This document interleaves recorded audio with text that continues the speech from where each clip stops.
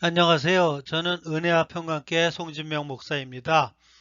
오늘은 금은보다 귀한 것이라는 제목으로 여러분에게 말씀을 전할까 합니다. 성경 본문은 출애굽기 2장 11절에서 25절입니다. 아마 인류 역사상 모세만큼 위대한 사람도 없을 것입니다.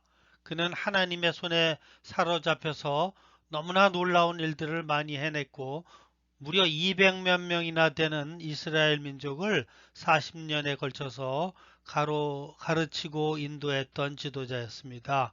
그는 오늘 본문에서 모세가 어떻게 하여 위대한 지도자가 되었는지를 한편 살펴보고자 합니다. 모세는 크게 세 단계의 교육을 받았습니다. 가장 최초의 교육은 어머니의 젖을 빨면서 배운 어렸을 때의 신앙교육입니다. 이후 교육은 모세가 젖을 떼자마자 끝났습니다. 그 이유는 그가 젖을 떼었을 때 바로 공주의 양자로 입양되었기 때문입니다. 그리고 그 이후에 애굽인이 되었습니다. 그러나 모세가 청년이 되어 자기가 어렸을 때 받은 신앙의 교육의 힘이 얼마나 큰 것인지를 알 수 있었습니다. 어떤 사람의 결정적인 운명을 좌우하는 것은 그가 받은 신앙교육입니다. 모세가 두 번째로 받은 교육은 애굽 왕국에서 받은 학교 교육입니다. 당시 애굽은 세계에서 학문이 최고로 발달한 나라였습니다. 모세는 공주의 아들로 애굽의 고등교육을 받았습니다.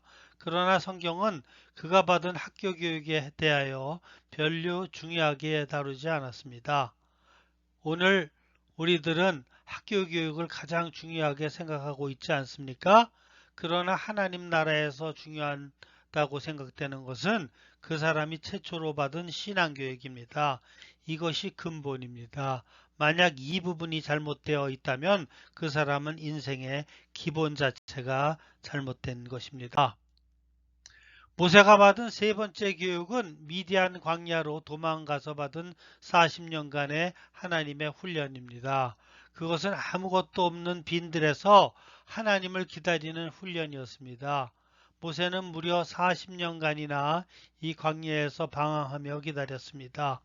위대한 지도자 모세는 이 40년간의 하나님의 학교 훈련을 통하여 만들어진 것입니다. 그러면은 모세의 믿음이 어떤지 한번 알아보겠습니다. 히브리서 11장 14절에서 26절은 이렇게 말씀하고 있습니다. 믿음으로 모세는 장성하여 바로의 공주의 아들이라 칭함을 거절하고 도리어 하나님의 백성과 함께 고난받기를 잠시 제약의 낙을 누리는 것보다 더 즐거워하고 그리스도를 위하여 받는 능력을 애굽의 모든 보화보다 더 큰 재물로 여겼으니 이는 상주심을 바라봄이라. 모세는 애굽 공주의 아들로 입양되어 잘 먹고 부유하게 대접받으며 살 수 있었습니다. 그럼에도 불구하고 모세가 관심을 가진 것은 자기의 민족 히브리 노예였습니다. 그의 마음은 이미 자신의 민족에게 향하고 있었습니다.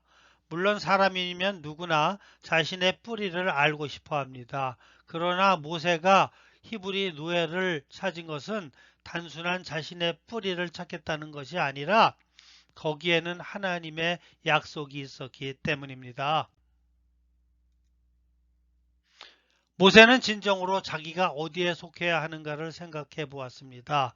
지금 그대로 있어도 모세에게는 편안한 삶이 보장됩니다. 그러나 어렸을 때부터 간직하고 있던 그의 믿음이 그것을 용납하지 않았습니다. 그의 마음속에는 여전히 채워지지 않는 허전함이 있었습니다. 모세는 진정으로 자기가 어디에 속해야 하는 것을 생각해 보았습니다.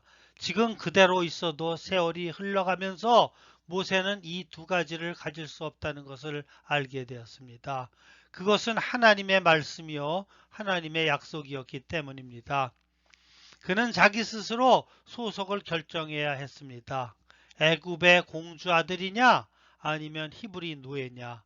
그는 자신의 마음이 히브리인들을 향해 가는 것을 막을 수 없었습니다.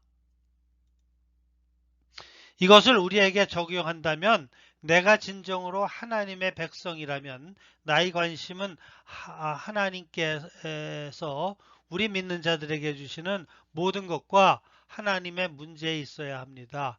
즉 경제적으로나 사회적으로나 잘 먹고 잘 사는 것보다 주님의 자식으로서의 사역을 잘 감당해야 합니다. 즉 하나님 나라의 확장을 위하여 모든 물질과 시간과 노력을 사용해야 합니다. 끝까지 시청해 주셔서 감사합니다. 여러분의 구독과 좋아요는 눌러주시면 동영상 제작에 많은 도움이 되겠습니다. 감사합니다. 그럼 다음 시간까지 안녕히 계십시오.